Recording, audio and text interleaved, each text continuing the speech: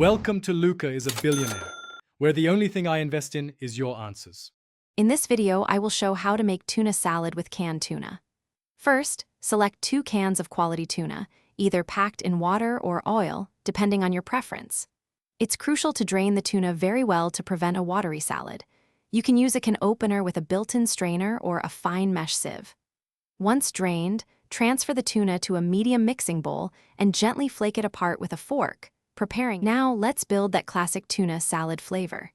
To your flaked tuna, add about 1/2 cup of mayonnaise for a rich, creamy base, or use Greek yogurt for a lighter option. For that essential crunch, finely dice about 1/4 cup of celery and add it to the bowl. A couple of tablespoons of finely chopped red onion will also provide a subtle, savory kick without overpowering the tuna. With your device successfully paired, your phone should now be connected for both hands-free calls and seamless audio streaming.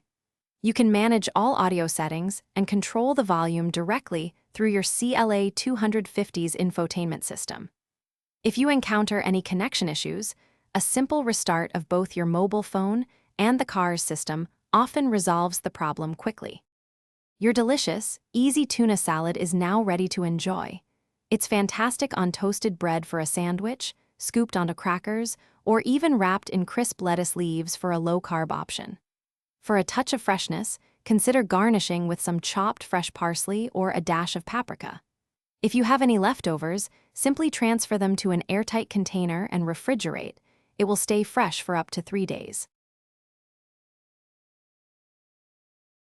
Thanks for watching and please subscribe. It's the best investment you'll ever make.